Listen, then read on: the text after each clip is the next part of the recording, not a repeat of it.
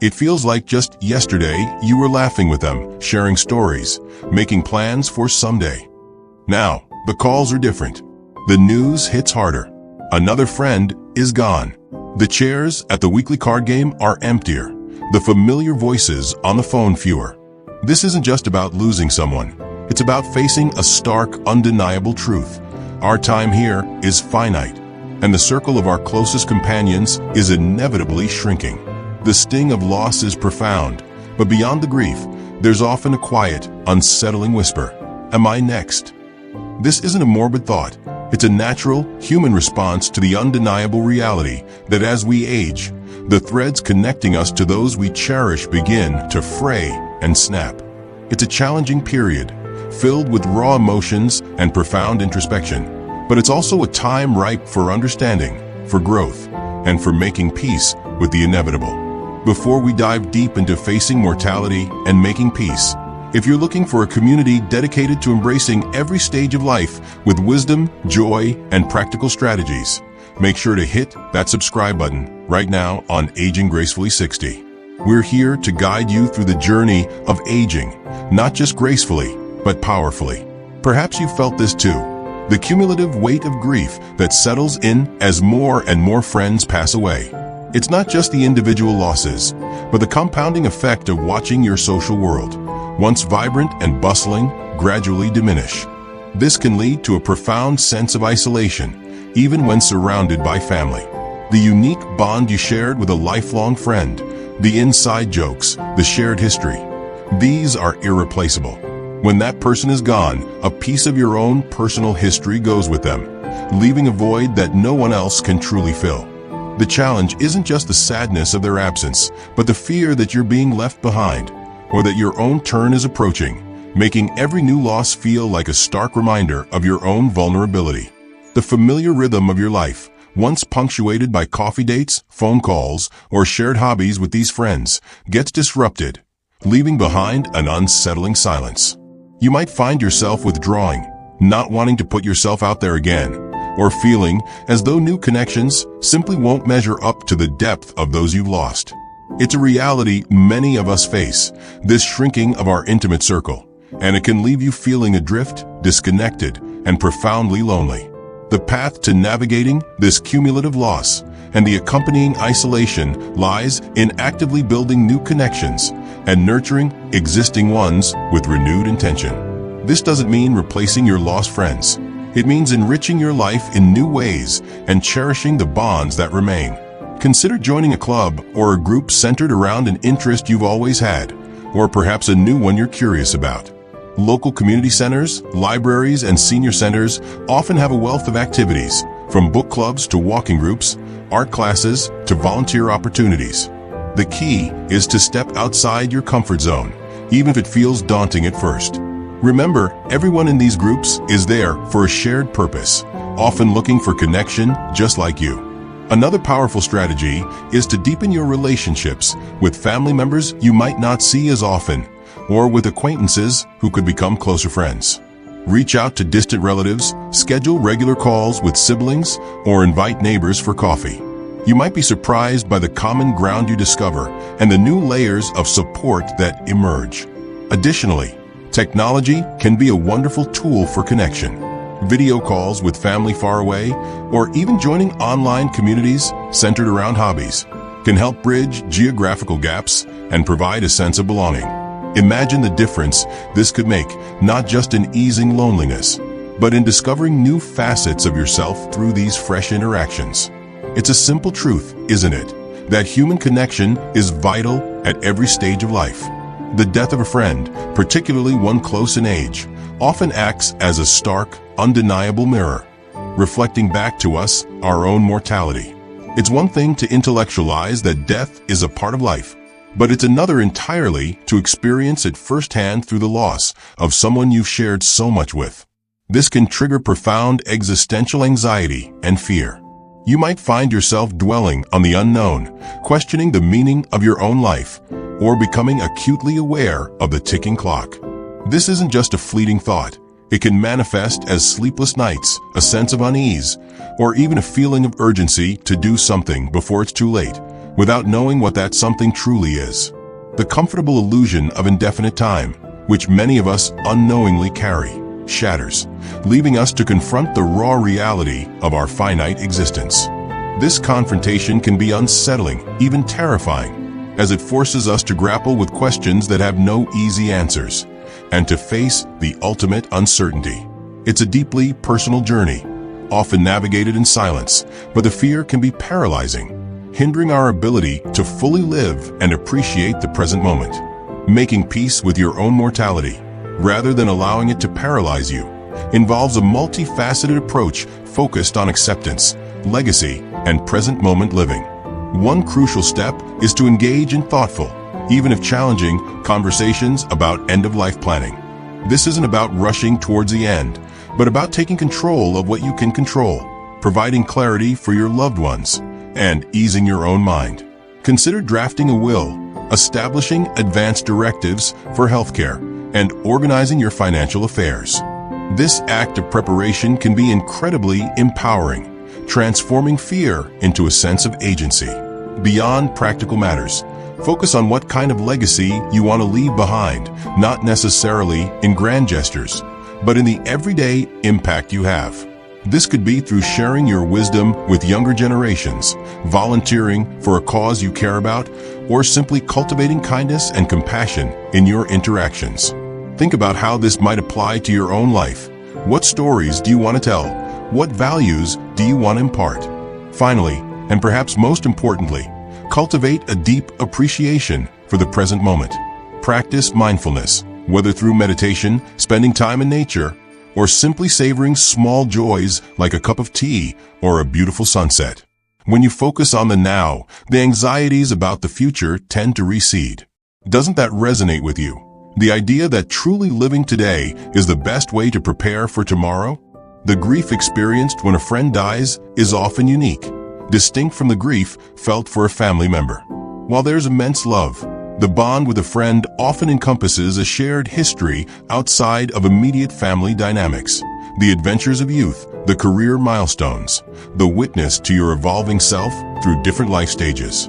When they pass, you're not just mourning the person, but also the loss of that shared history and the unique perspective they brought to your life.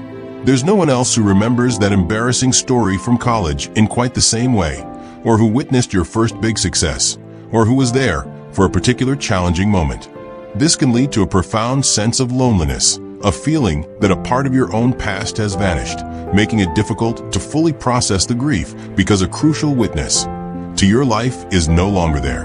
The emotional impact can be more complicated than anticipated, as society often emphasizes familial grief, sometimes leaving friendly grief feeling less validated or understood, even though its impact can be just as devastating. This unacknowledged or misunderstood grief can fester, preventing true healing and making it harder to move forward. To effectively navigate this complex grief and the absence of shared history, it's essential to actively honor the memories of your departed friends and find new ways to cherish their impact on your life. This isn't about clinging to the past, but about integrating their presence into your ongoing narrative. One powerful strategy is to create a personal ritual or tribute. This could be as simple as lighting a candle on their birthday, visiting a place you both loved, or dedicating an achievement to their memory. Another valuable approach is to share stories and memories with others who knew your friend. Connect with other mutual friends or even family members of your departed friend and reminisce together. These shared recollections not only keep their memory alive, but also validate your own experiences and feelings. You might find comfort in compiling a photo album, writing down anecdotes, or even creating a memory box filled with small mementos that remind you of them. Consider joining or forming a grief support group specifically for those who have lost friends. Hearing others articulate similar feelings can be incredibly validating and provide a sense of community. This process allows you to acknowledge the loss fully, giving voice to the unique bond you shared, and transforming the pain of absence into a cherished legacy. Imagine the difference this could make in truly processing your emotions and keeping the essence of your friendships alive. As friends start dying, a subtle but pervasive fear can emerge. the fear of becoming a burden to loved ones or of losing your independence. When you see friends struggle with health issues, decline, or rely heavily on others, it's natural to project those scenarios onto your own future. This anxiety isn't just about physical limitations. It's also about the emotional burden you might feel you'd place on your children or remaining family. There's a deep-seated desire to remain self-sufficient, to maintain dignity, and to continue contributing, rather than feeling like an obligation. This fear can lead to reluctance in seeking help when needed, or even to a subtle withdrawal from social activities if you perceive yourself as slowing down. The thought of losing control over your own life, of being dependent on others for basic needs, can be a source of significant stress, overshadowing the joys of aging and impacting your quality of life. It's a reality many of us face, this internal struggle between desiring continued autonomy and acknowledging the natural changes that come with age. To counteract the fear of becoming a burden and losing independence, the most effective strategy is to proactively plan for future care, maintain your health, and cultivate a robust support network. This involves taking concrete steps now to ensure you have choices and resources later. Begin by exploring long-term care options, understanding the costs, and considering long-term care insurance if appropriate. Having a clear plan, even if it's just a preliminary one, can significantly alleviate anxiety about future dependency. Secondly, prioritize your physical and mental health with renewed vigor. Regular exercise, a balanced diet, adequate sleep, and routine medical checkups are not just about extending life, but about maintaining functionality and vitality. Engaging your mind through learning new skills or pursuing hobbies also contributes to cognitive health and overall well-being. Think about how this might apply to your own life. Are you taking all the steps you can to maintain your health? Finally, actively cultivate and diversify your support network. This means not solely relying on your children, but also fostering relationships with younger friends, neighbors, and community members. Consider joining intergenerational programs or volunteer opportunities where you can both give and receive support. This broadens your safety net and ensures you have multiple sources of assistance and connection, reducing the likelihood of any single person feeling overwhelmed. Imagine the difference this could make in feeling secure and empowered about your future, knowing you've taken proactive steps to protect your autonomy. As we witness our friends departing, it's common for our thoughts to turn inward, prompting a review of our own lives. This can often bring to the surface a sense of unfinished business or lingering regrets. Perhaps there's a dream you always postponed, a conversation you never had, a relationship you let drift, or a personal apology that remains unspoken. The finality of a friend's death can magnify these feelings, creating an urgent, sometimes overwhelming, desire to rectify past omissions or pursue long-held aspirations. This isn't necessarily about grand, life-altering changes, but more about those quiet, persistent what-ifs that whisper in the back of your mind. The weight of these unresolved issues can create a sense of unease, making it difficult to fully embrace the present or look forward to the future with optimism. You might find yourself replaying past scenarios, wishing you had acted differently, or feeling a pang of sorrow for opportunities missed, leading to a diminished sense of peace and contentment. It's a reality many of us face, this confronting of our past choices as the future looms closer. Addressing unfinished business and making peace with regrets requires a deliberate process of acknowledgement, forgiveness, and intentional action. First, acknowledge the regret without judgment. It's a natural human experience. Then, consider whether any of these unfinished items can still be addressed. Can you reach out to someone you've lost touch with? Can you apologize if you feel it's warranted? Sometimes, even a sincere attempt, regardless of the outcome, can bring immense peace. For dreams or aspirations that feel out of reach, break them down into smaller, manageable steps. If you always wanted to write a book, start with a single paragraph a day. If you wished you had traveled more, plan a local day trip. Think about how this might apply to your own life. What's one small step you can take today towards a long-held desire? For regrets that truly cannot be changed, the solution lies in self-forgiveness. Understand that you made the best decisions you could with the information and emotional maturity you had at the time. Holding on to past resentments, especially toward yourself, only harms your present peace. Practice self-compassion, recognizing your humanity and the inevitability of imperfections. Journaling can be a powerful tool here, allowing you to process these emotions and gain perspective. Imagine the difference this could make, releasing the grip of the past and stepping more lightly into your remaining years, free from the heavy chains of regret. Doesn't that resonate with you? The power of letting go?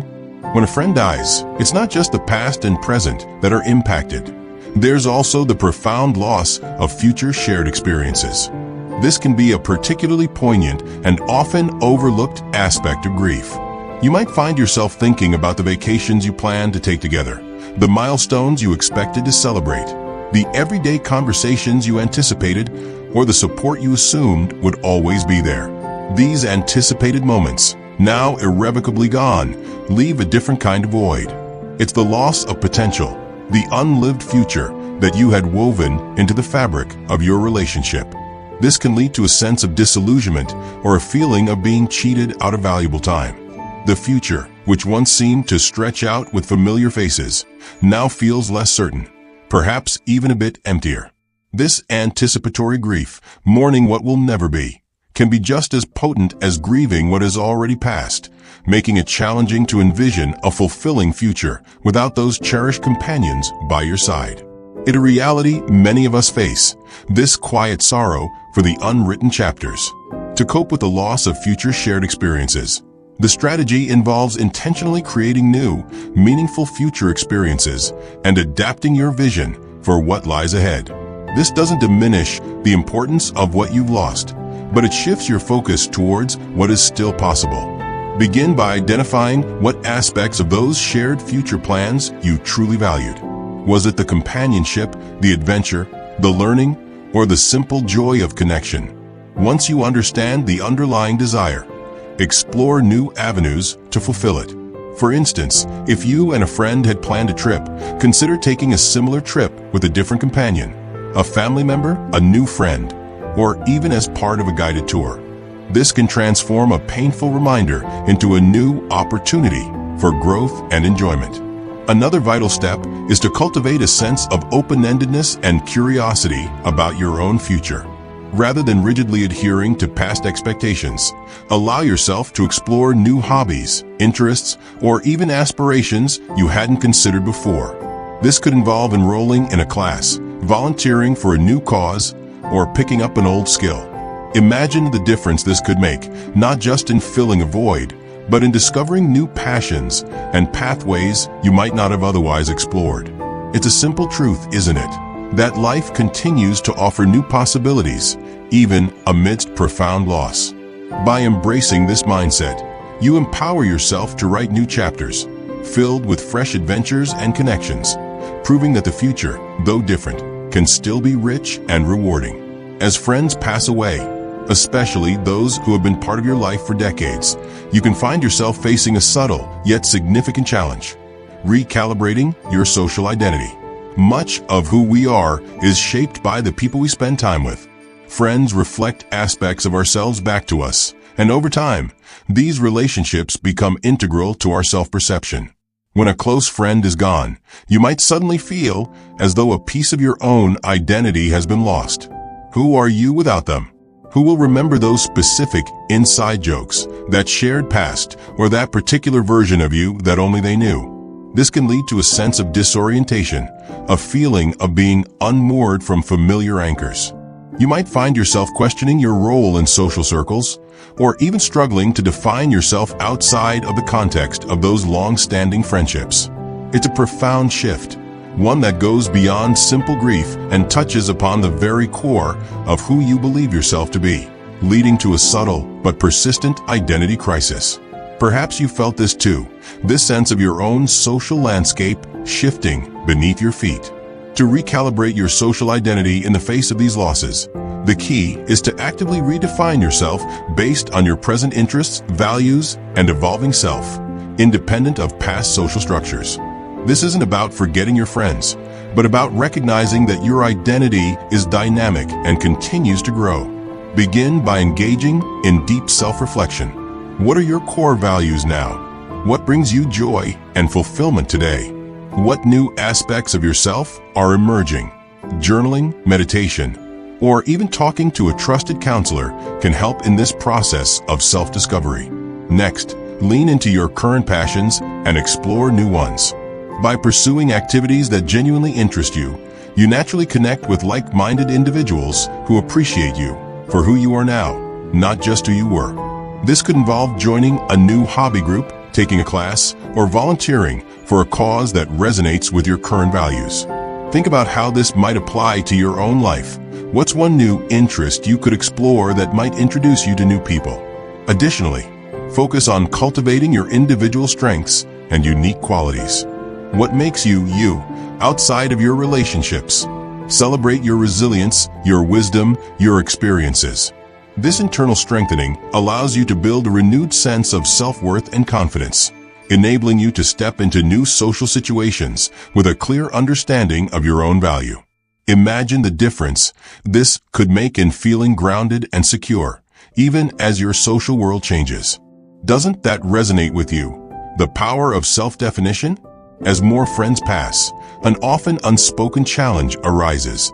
The inevitable conversations and emotional labor associated with these losses. You become the bearer of bad news, the one to console others, the person who needs to organize memorial tributes or attend multiple funerals. While you are grieving yourself, there's an expectation, often self-imposed, to be strong for others, to offer comfort, and to help process the collective sorrow. This can be emotionally exhausting, leading to compassion fatigue, or even a sense of resentment if you feel your own grief is being sidelined. You might find yourself dreading social gatherings because you know the conversation will inevitably turn to those who are gone, requiring you to re-engage with your own pain while simultaneously supporting others.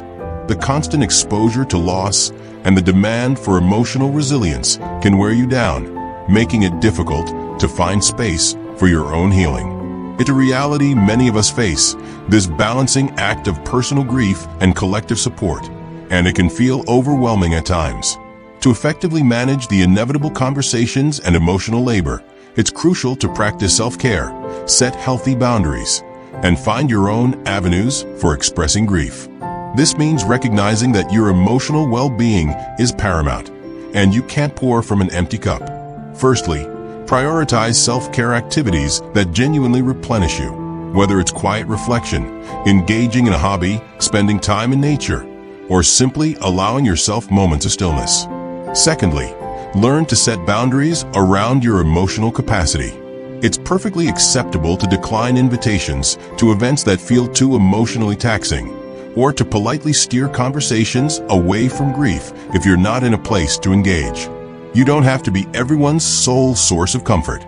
This isn't about being uncaring. It's about protecting your own mental health. Think about how this might apply to your own life. Where can you draw a gentle boundary to protect your energy? Additionally, actively seek out spaces where you can be supported and where your own grief can be openly expressed without the pressure to be strong for others. This might mean confiding in a trusted family member or a therapist, joining a grief support group where you can share your feelings without reservation, or even engaging in creative outlets like writing or art to process your emotions. Imagine the difference this could make, being able to navigate these difficult times with greater emotional resilience and a deeper sense of personal peace. It's a simple truth, isn't it, that taking care of yourself allows you to be more genuinely present for others when you choose to be. As we've explored today, the experience of friends dying isn't just a challenge. It's an invitation to cultivate resilience, embrace new possibilities, and truly live life to its fullest. By understanding the common pitfalls and proactively applying these solutions, from building new connections and confronting your own mortality to honoring memories and setting boundaries, we empower ourselves to navigate the later stages of life with confidence and joy. This journey isn't about avoiding grief, but about transforming it into a catalyst for deeper living and greater appreciation. If this discussion resonated with you, and you're ready to embrace aging as an adventure rather than an endpoint, then please take a moment to subscribe to Aging Gracefully 60. Your support helps us continue creating valuable content designed specifically for you. Hit that like button if you found this video helpful, and share it with anyone you know who could benefit from these insights. And as always, remember to leave your thoughts and experiences in the comments below. Your perspective enriches our entire community. Together, we can redefine what it means to age gracefully.